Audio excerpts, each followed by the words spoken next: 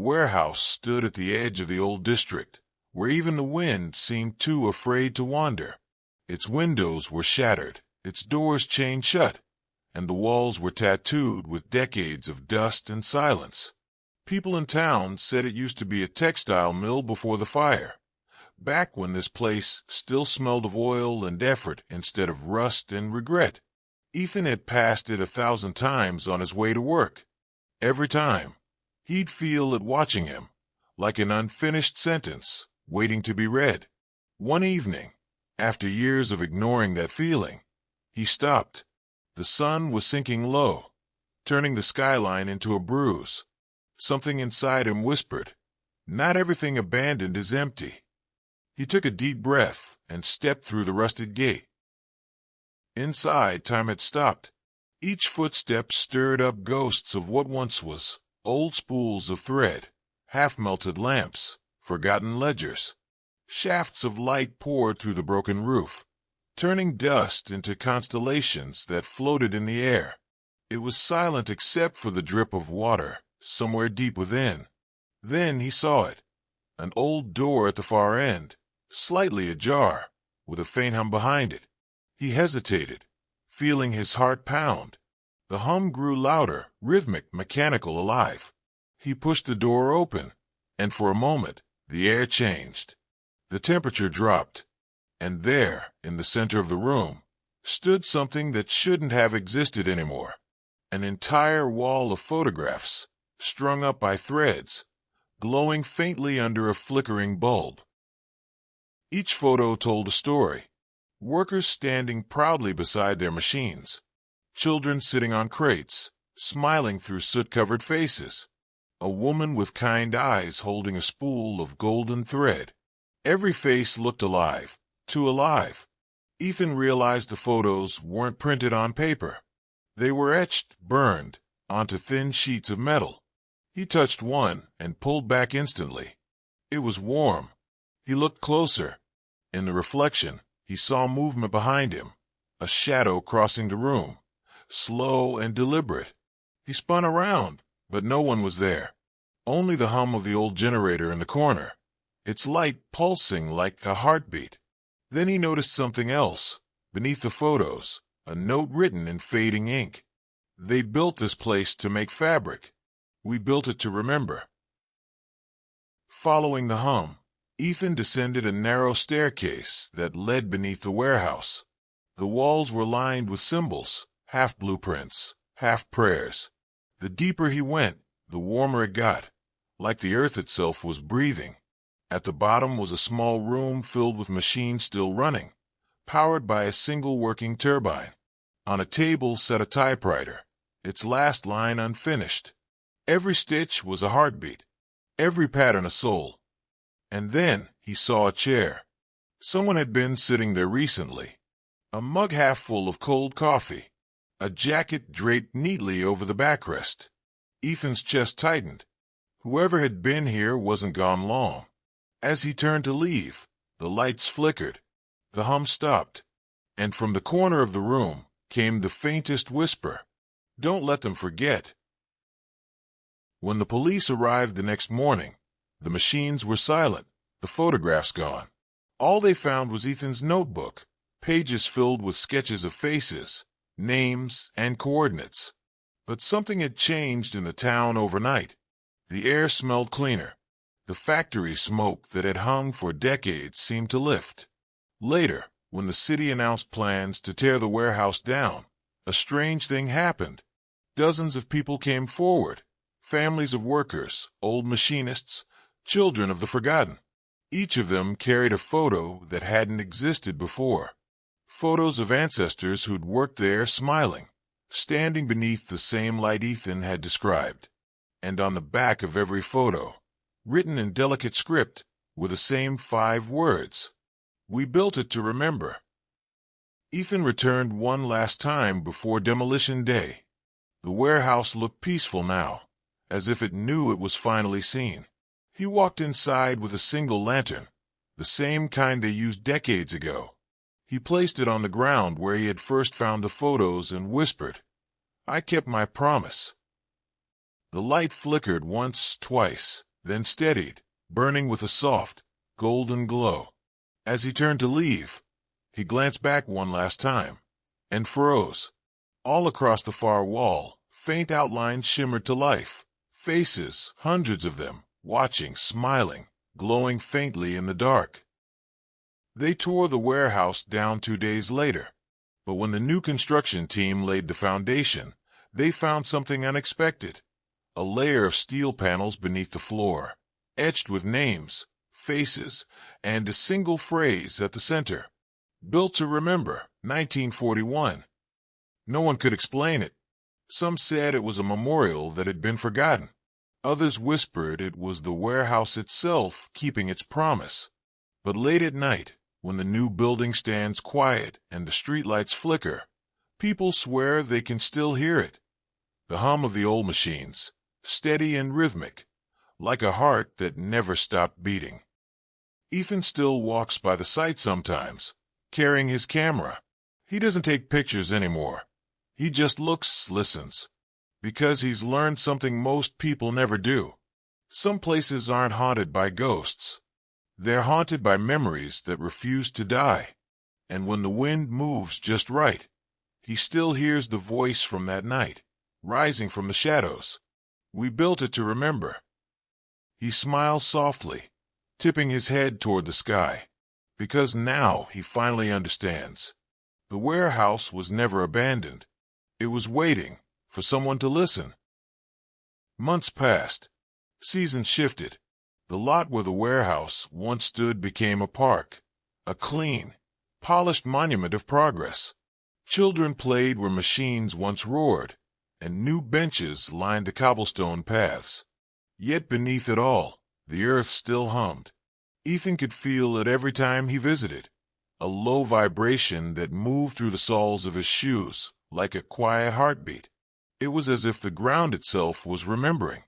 One evening, as twilight painted the sky in silver and violet, he sat by the fountain in the park center. The water shimmered with the reflection of the streetlights, but something beneath the surface caught his eye. Faint shapes, moving slowly, softly glowing. He leaned closer and saw them, the outlines of faces, the same faces from the photographs. They looked peaceful now, drifting in the water like fragments of light. He blinked, and they were gone. But the warmth remained. He took a deep breath, pulled a small object from his coat pocket, and placed it on the stone edge of the fountain. An old, rusted thread spool he'd kept from the warehouse. It had no value, but to him, it was everything. He let it roll into the water, watching it sink until it vanished in the depths. The ripples it made spread wide and slow, as though carrying a message he couldn't quite hear, only feel. Later that night, as he walked home, the city felt different. Street lights glowed a little softer. The air carried a strange calm. When he passed by a row of shop windows, his reflection didn't move quite the same way. For a heartbeat, he thought he saw her, the woman from the photograph, the one with the kind eyes and the golden thread. She smiled faintly, almost proud, before fading back into shadow. Ethan didn't stop walking. He didn't need to. He finally understood what she had meant. The past isn't buried beneath us. It breathes through us. Every laugh, every touch, every story, all of it leaves a thread. And when enough threads are remembered, they weave something unbreakable, legacy. Now, whenever Ethan walks through the park, he carries no camera, no notebook, just silence and gratitude. He often finds people standing by the fountain, looking down into the water with that same expression he once had, that quiet awe of realizing you're standing on history that refused to be forgotten. Sometimes he'll hear a faint hum, carried by the wind, rhythmic, steady, mechanical, the same sound that filled the old warehouse. It never frightens him. Instead, he closes his eyes and listens, knowing that somewhere beneath the layers of time, the machines are still running, the threads are still weaving, and the stories are still alive. One evening, as he was leaving the park, a little girl tugged her mother's sleeve and pointed toward the fountain. "Look, she whispered. "The water's glowing." Ethan smiled, turned toward the light, and saw it too. A soft golden shimmer spreading across the surface, pulsing like a heartbeat. He whispered into the night, not to anyone in particular, but to the memory of everything that once was. "You were never gone. You were just waiting to be seen." And somewhere deep beneath the city, the hum grew louder, like a sigh of relief, a promise finally kept. The lights flickered once more, then steadied, and for the first time in a long time, Ethan felt completely still. The story was no longer his to tell. It belonged to the place now, and the place would never forget. Years passed, and the city grew taller around the park, glass towers replacing brick, neon lights drowning out the old street lamps. But no matter how much the skyline changed, the fountain remained, quietly whispering to the night. Some people said it was haunted. Others said it sang. But those who stopped to truly listen knew better. It remembered. The hum that once shook the warehouse walls had softened, but it still pulsed beneath the surface, like a steady heartbeat of something the world almost forgot. Ethan became a quiet fixture of the park. The people who passed him by never knew his story. To them, he was just an old man feeding the birds, smiling at the fountain. Yet every evening, just as the sun sank behind the buildings, he would look into the water and see something no one else could. Faint shapes moving beneath the glow, outlines of looms, gears, threads of golden light twisting together in endless motion. It wasn't imagination. It was memory, still alive, still working. The city thought the factory was gone, but in truth, it had simply changed its form, becoming part of the rhythm of life itself. One winter night, as snow began to fall in slow, drifting spirals, Ethan felt the hum stronger than ever before. The lights around the park flickered, not in warning, but in greeting. The fountain glowed brighter, the water turning to molten gold beneath the flakes. For a moment, time folded. He could see it all. The warehouse alive again, workers smiling, machines turning, light pouring through the windows like it once did. And in the midst of it, he saw her, the woman from the photograph he'd found, standing by the loom, smiling gently. She didn't speak. She didn't need to. Her eyes said everything. "You kept the story alive." Ethan stepped closer to the fountain, his reflection merging with hers. The hum surrounded him, wrapping him in warmth and light. The city faded to a distant murmur. For the first time, he felt no weight, no loss, no fear, only belonging. The glow shimmered brighter, and then, like a breath, it dimmed. The snow continued to fall. The park fell silent. When morning came, only his footprints remained by the water's edge, and the birds gathered where he once sat, as if waiting. People still visit the fountain today. They say that sometimes, when the air is still and the city quiet, you can see a faint golden shimmer ripple through the water, like threads weaving just below the surface. And if you listen closely, you'll hear it too. The hum, the whisper, the steady pulse of something eternal. They don't know his name or what he found, but they always leave with the same feeling, that some stories never end. They simply change shape, waiting for the next soul brave enough to listen. Years turned into decades, and the city that once forgot its roots began to remember again. Artists painted murals of the glowing fountain. Poets wrote about the hum that never ceased. No one could explain why the water shimmered each dusk, or why the air near the park always carried the faint scent of oil and dust, like an echo of the old warehouse floor. Some said it was coincidence. Others whispered that the city itself had a soul, stitched together by the memories of those who had come before. One evening, a boy with a small sketchbook sat by the fountain, tracing the golden ripples with his pencil. His mother called him home, but he didn't move. "It's beautiful," he said softly. "It feels alive." The woman smiled and placed her hand on his shoulder. Maybe it's waiting for someone new to tell its story. The boy nodded, eyes still fixed on the glowing water. In that moment, the hum deepened, subtle, welcoming, as though the fountain had just found its next storyteller. Seasons passed, the park changed, the skyline rose higher, but the glow beneath the fountain never faded. Some nights, it pulsed stronger than others, as if answering unspoken prayers. Couples proposed beside it. Friends gathered there in silence after hard days. And every once in a while, a stranger would linger a little longer than most, standing perfectly still, eyes closed, listening. They always left changed, carrying something unseen, a peace that words could never explain. One autumn morning, as the first leaves fell into the water, the boy, now grown into a man, returned with a camera hanging from his neck. He had become what Ethan once was, a seeker of forgotten things. When he knelt by the fountain and snapped a single photo, the camera screen filled with light. For a heartbeat, he saw figures standing beside him, workers, dreamers, the woman by the loom, and Ethan himself, smiling faintly. Then they vanished, leaving only the reflection of the sky. The hum quieted, like a sigh satisfied. He looked at the image, the fountain gleaming gold beneath the dawn, and whispered the same words Ethan once had. You were never gone. You were just waiting to be seen. And somewhere deep below the city, the threads began to move again, weaving new stories from old echoes, binding generations through memory and light. Because some places never die, some hearts never fade, and some whispers never stop speaking.